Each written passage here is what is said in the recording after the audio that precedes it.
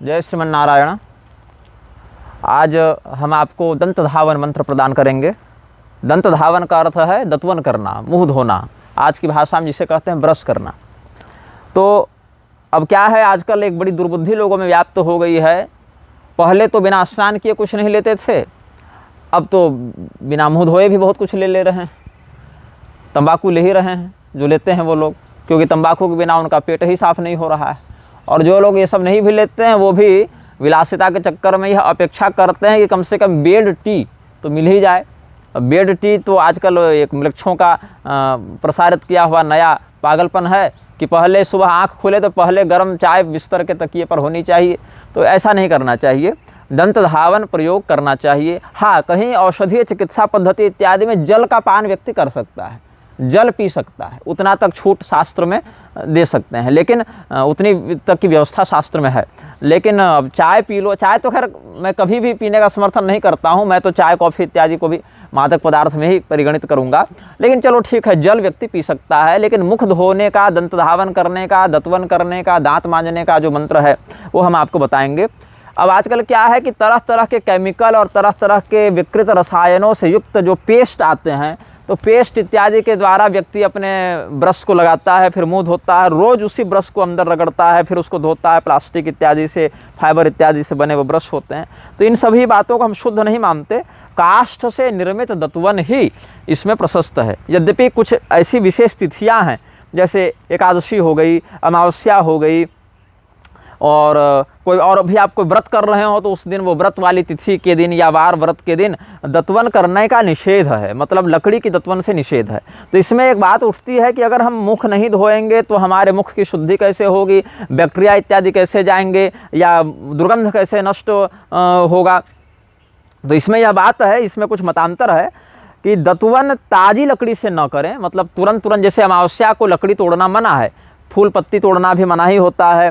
हालांकि उसमें एक बात है कि देवाराधन के निमित्त जो नित्य देवाराधन करते हैं उनके लिए तो पुष्प इत्यादि नित्य संचय द्रव्य में आ जाते हैं। लेकिन जैसे आपको दंतवन करना है और हरी लकड़ी तोड़नी है वृक्ष से, तो उसको प्रतिदिन आप नहीं तोड़ सकते।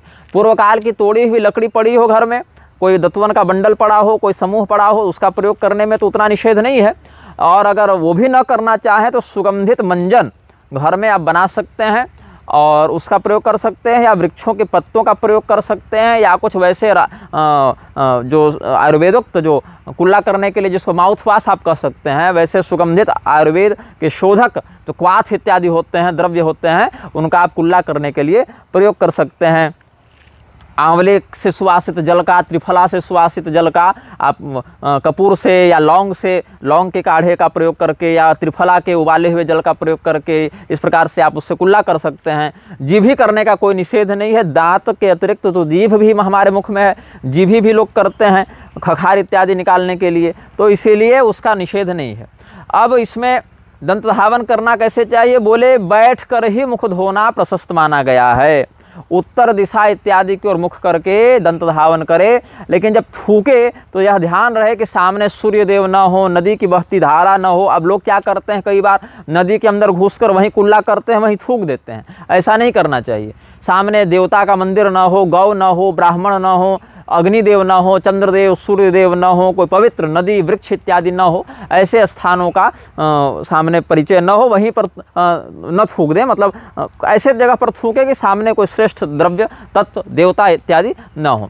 चलते हुए दंत धावन करना मना है, दौड़ते हुए दंत धावन करना मना है, बोलते हुए भी दंतवन करना मना है।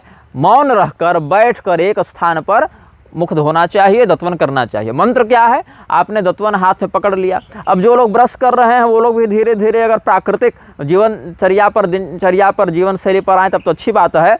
और अगर न आ सके तो क्या कर सकते हैं हम उनके लिए। अब किसी को कोई बलपूर्वक तो किसी कार्य में विनियुक्त नहीं कर सकता है, किंतु इतना ध्यान रखना चाहिए कम से कम कि मंत्र क्या है मुख धोने का। आयुर्बलं यशो वर्चः प्रजा पशु वसूनि च ब्रह्म प्रज्ञां च मेधां च त्वन्नो देहि वनस्पति।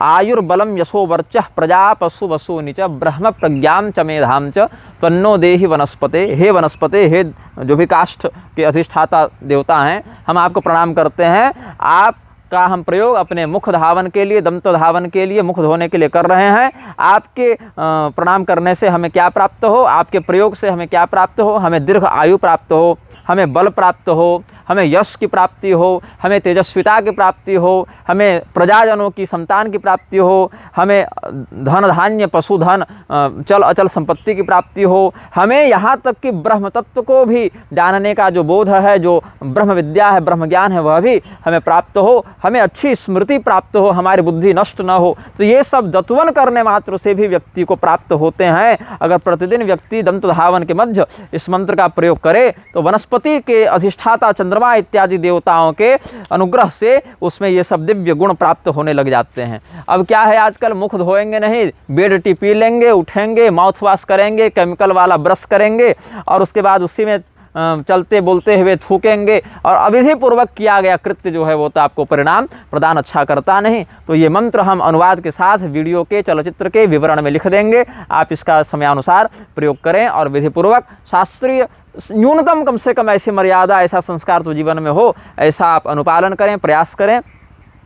पुनः किसी समय हम आगे के मंत्रों को श्रृंखलाबद्ध रूप से आपके समक्ष प्रस्तुत करेंगे।